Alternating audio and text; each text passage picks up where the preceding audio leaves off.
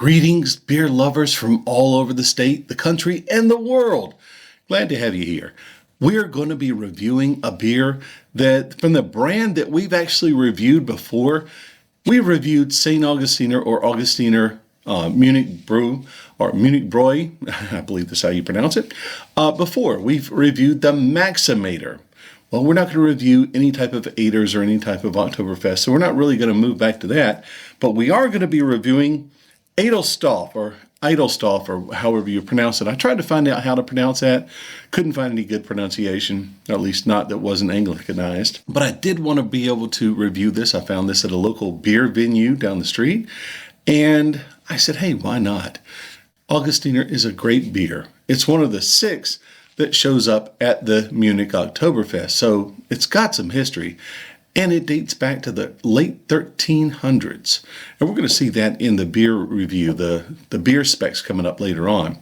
Anyhow, it's a Helles Lager. I can't wait to crack into it. We're going to find out what makes it tick, and we're going to do it on...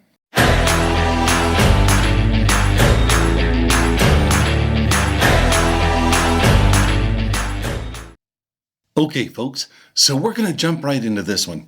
This is the Augustiner Edeslstoff, I believe that's how you pronounce it, Helles Lager, okay? Comes from Munich, and it's got quite a history to it, too. And something that I didn't really realize about the Helles brews, the Helles type brews, I always see that name floated around, and I didn't really know what it meant, but it meant clear or light. So we're going to go into it today. I want to go ahead and get into this beer just because I'm really anticipating some good things from it. So without further delay, let's go ahead and crack it and see what it sounds like. Hopefully you can hear, and I've got a little nice little ghosty thing here with the cap and the cover. I'm going to put that in front of my opener. Now, again, it's a Helles Lager, not a Helles Bock, but it's a Helles Lager, which means it should be light in color. And I've got a lot of good information in the beer specs that I'm going to share with you, not only about this. I'm not going to go into the history of Augustiner. If you want to see that, that's way back there in the one where we did for Maximators. But this one is going to be a Helles, and we kind of explain what Helles Bock or what Helles Lager is all about, and give you the good beer specs on this one. Not too much that we could find. We couldn't find much about the hops, but we think it's one of the 4 or maybe a couple of the noble hops. Anyhow, we're going to pour it. I'm just going to pour it in my regular tumbler. I was going to pour it in a handled stein, but I don't have a good, nice clear one that doesn't have a logo on it. Anyhow, I'm going to go ahead and pour this. I'm going to see if I can get this a little bit glass proud. So I'm going to pour it. I'm going to elevate it a little bit so that it gets a little bit of a head, a little bit of effervescence. Then I'm going to pour it down in the middle. I've actually seen this coming out of the keg in a YouTube video, and it's exceptionally interesting. They tapped it. They smacked on the tap right onto the wood. Oh, I can smell it. Right onto the wooden keg, and they served it, and it just came out. It was wonderful. And these guys who pour this stuff in Germany, they know what they're doing. They know exactly how to pour it. I can already smell it. Oh, my goodness. Oh, lovely, lovely, lovely. If you've ever smelled something like Pilsner Urquell, or if you've ever smelled something kind of along that area, or even some of the nice, great German brews about this color, you're going to like this one, okay? It's got that aroma. It's got that absolute noble hop smell. Remember, I had mentioned this before, that a noble hops or a smell of a beer like this, you will never forget it. It will be in your nose forever, and you will love it. And you're actually going to look for it.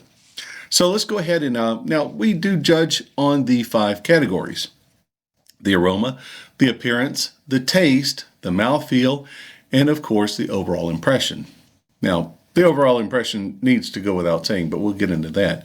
So the aroma. I've already mentioned that it has that nice, beautiful perfume of the noble hops, okay? Again, make sure, I know them now. Tettnanger, Satz, Hallertau, Mittelfruit, and Spalt. Yes, I think so. Spalt and Those are the four noble hops. They're going to be used into all of these brews in that Bavarian and that Austrian and that Czechoslovakian area. That's the hops that they brew. I mean, that's the hops that they grow down in that area. Again, we're going to smell it. Ah, oh, lovely. Just absolutely fantastic. I want to go to Germany just to smell these beers, okay?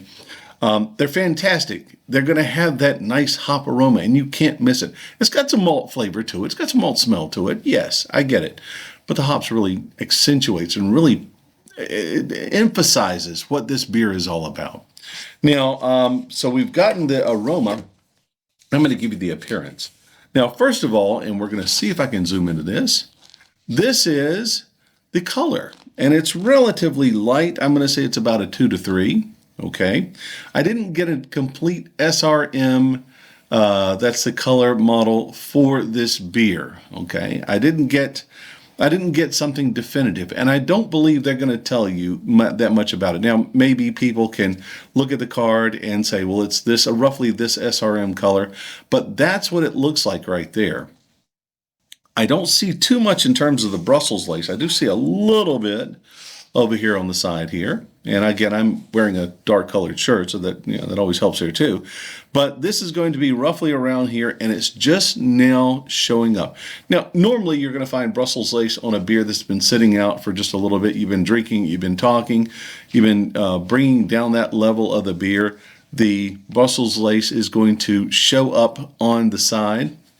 Brussels lace, of course, is not a measure of a good beer. Nonetheless, it is going to tell you that there are good bodily components that are in there. It's the proteins in there that make that Brussels lace appear. So, the appearance, of course, also, from what I can see, and I'm looking at a light back over there, it's slightly hazy. It's not a hazy. It's not as clear as a Pilsner. It's got a slight smokiness, a slight smoky look to it, like there's smoke inside. So think of it that way, but it is also very clear. There's no great particulates. I looked in the bottle, there's nothing on the bottom. Sometimes you'll see that in things like wheat beers, or you'll see that in some IPAs, depending, but usually wheat beers and vices. Okay, white beers. If you'll see anything listed as a white, usually those still have particulates or yeasts in suspension whenever they do bottle it. And so that flocculates down to the bottom.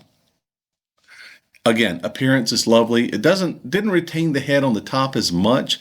It's now just floating as a surface layer here on the glass. But it's very, very fine bubbles. These are almost microscopic. It looks like somebody poured, whipped cream on there afterwards, and all the whipped cream's now at a nice, good, solid layer. There's some bubbles coming up from the bottom, and they're very, very small. I expect this to have a lot of carbonation in it. I expect it to explode in my mouth and give me a lot of that good gas flavor that still comes up through the nose. So if I burp, please excuse me. Okay, now we're going to do the taste.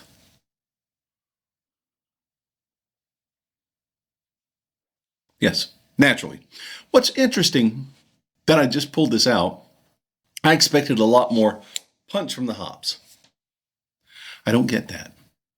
And that's fantastic because I smelled hops to begin with. I could absolutely identify that right off the bat. But the taste.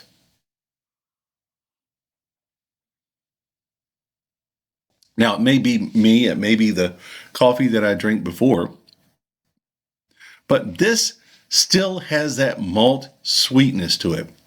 It's not overly sweet. It just happens to have that malt sweetness. A little bit of I want to say sugary. And I'm always tasting berries in a lot of this stuff, especially in the German beers. I'm tasting a little bit of a berry, a little bit of maybe a plum, okay? Maybe a little bit of strawberry or something like that. Again, it's not overly sweet. It's not overly perfumed. It's not overly fruity. It's not meant to be overly fruity or fruity at all for that matter. But my palate, I pick up a little bit more sweetness to it than I would have expected. I mean, it's still great. It has, how should I say it? Yeah, the malt flavor to it. I could definitely taste the hops. I mean, these are noble hops in there, I'm sure. Yeah, it's nice and clean. Okay, it's nice and clean. That malt sweetness basically goes away within the first few seconds. It didn't give me the effervescence enough in my mouth to be able to allow me to taste it with my nose, if you would. It didn't come up through the nose. Though it does have, and it's got to be the hops that's given a lot of that sweetness flavor to it. The malt's going to give it the sweetness, but the hops is going to give it that nose of almost candy, if you would. Okay. A little bit of a floral in terms of, this sounds bad, a little bit floral in terms of perfume. Now, I'm a little bit more sensitive to that. So your experience is going to be different. Okay. And remember, this is another thing. Your beer tasting experience is going to be different. And by the way, there's more Brussels lace. Yay! Okay, around that edge there. Hopefully I can zoom into it again. But your experience is going to be different than mine. Your palate's going to be different than mine. You're going to pick up different flavors. You're going to pick up different profiles. That's fantastic. You can argue with me. Beautiful. Your opinion is as valid as mine. Okay. Now, the overall mouthfeel. It's not completely dry, but it's dry. Okay. And it doesn't stick in your mouth. It's not cloyingly sweet. You're going to be able to drink a number of these without feeling heavy. It's not a heavy beer. It's not, even though it has a little bit of a haze to it, it's not one of those like IPAs where you're like, oh, I can't really drink anymore because it's just sitting on my stomach. No, it has sweetness, but it doesn't have an overabundance of sweetness. Okay. A lot of beers will have a sweetness and you're like, oh gosh, I'm full. I've got a sugar high or something like that. No, this is going to be a little bit drier. The effervescence, I expected more. I expected more CO2 blast in my mouth, but I didn't get it. But that's okay.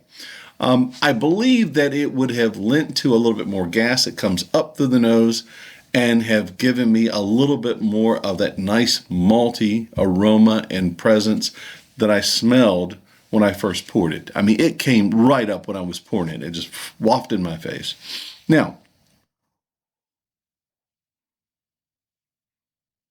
yeah, not cloyingly sweet, moderately sweet. It's got that sweetness on the front end naturally because of the malt. The carbonation could be a little more, but then again, they've been going on for way longer than I have. They know what they're doing. Okay, I would love to be in Germany to just taste it right out of the tap. Wow. Anyway, so that's the mouthfeel. Now the overall impression. Okay, like I said before, goes without saying, you've got a classic here. You've got one of the 6 that are into the Oktoberfest in Munich during Oktoberfest. They know what they're doing. I want to say 1397, something like that. It's been going on for quite a bit. 1328, there you go, right on the bottom. Augustiner Bräu Edeslstoff. Gotta love it. I would say if you can find it, get it, try it. There are a lot of different versions of the Augustiner. I believe that, they just go by Augustiner. So a lot of different versions of this beer by Augustiner. If you can find it, get it, try it, and just have a great time. Actually, just sit and enjoy it by yourself. I don't think you're going to pick up a lot of it to share amongst your friends unless you have a beer tasting party. Anyhow, yes, recommended, very much so. 9 out of 10 hops, 9.5 out of 10 hops, or even 10 out of 10 hops for that matter. Anyhow, we're going to be learning a little bit more about Helles Lager and some about the Augustiner, okay, coming up in the beer specs. And that's next right now.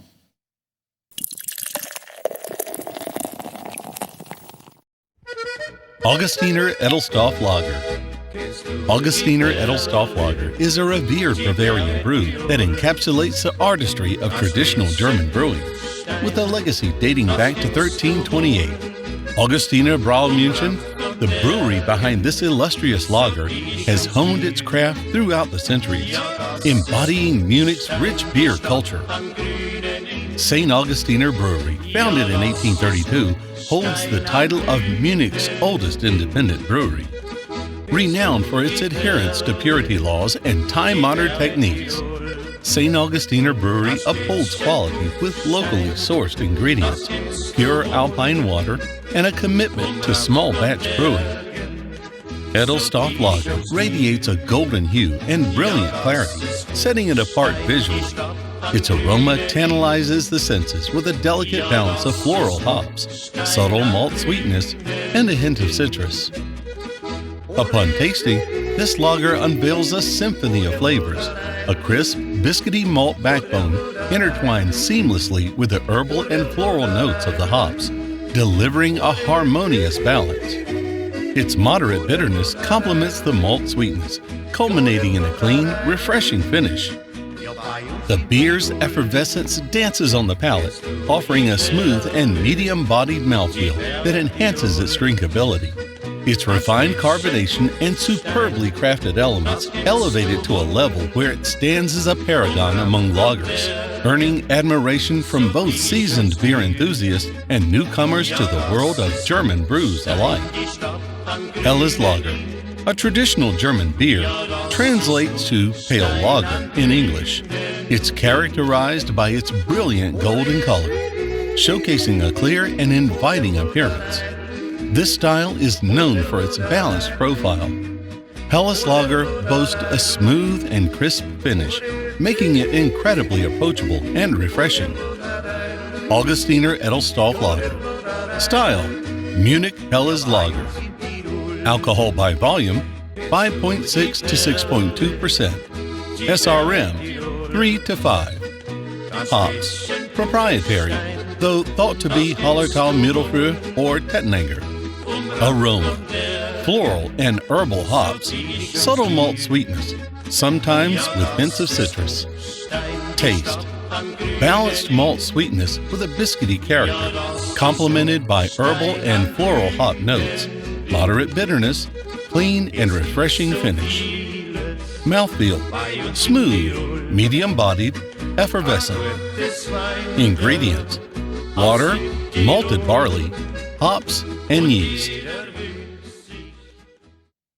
Alrighty, folks. Well, that was the beer specs. I hope you learned something about Helles Lager and a little bit more about the Augustiner Edeslstoff Helles Lager. And we really appreciate you being here. Remember, okay, subscribe, right?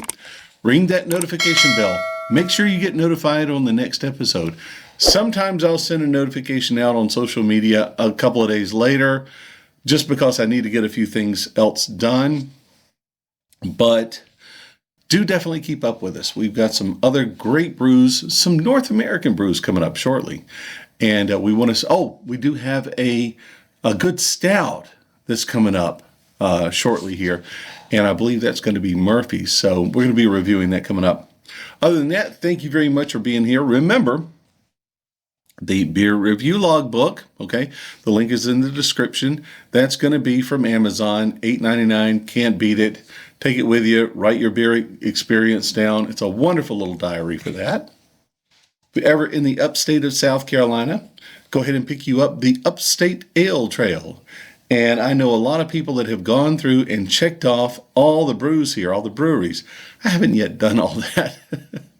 And we're having breweries pop up maybe 3 or 4 times a year or something like that. So it's always going to change. Again, my favorite little book, if you can find it, go ahead and get it. It's the Total Wine Total Guide to Beer. And there are some beers in here, yes, that are a little bit out of date. You can't even find them anymore. And I don't know if you can even find this book. I'm still trying to get up with them. I reached out to them. They haven't responded. Okay, whatever. Make this a PDF, guys. It's great. If you can get it, definitely find it and definitely use it. The Beer Judge Certification Beer Score Sheet. It's a very easy little piece of paper that you can download, print out, take it with you. You can fold it up, put it in your pocket, write your experiences down whenever you go on your beer hunts. Let's say you go to a brewery or a venue and they have an excellent beer out there and you want to remember what it is and you want to put that down in your logbook later on. You could take this with you instead of the logbook. Whip it out, put a pen to it, write down your experiences here, the 5 categories. Remember, we do that.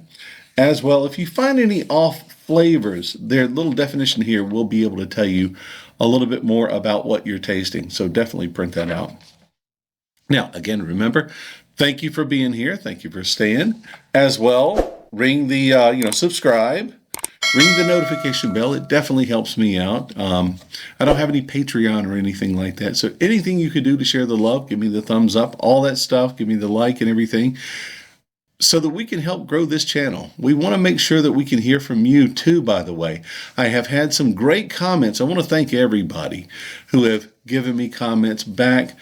Also, I do want to say this. If you post something in the comments that's talking about crypto, I will delete you. I'm sorry. I've been seeing that lately, and I'm like, nope, we don't do that here. We don't promote anything other than beer, okay? But other than that, definitely want to say thank you. Let's have a great week. Drink some beer. And so, Prost, Slancha, Chin Chin, Kanpai, Salud. And of course, from America, cheers.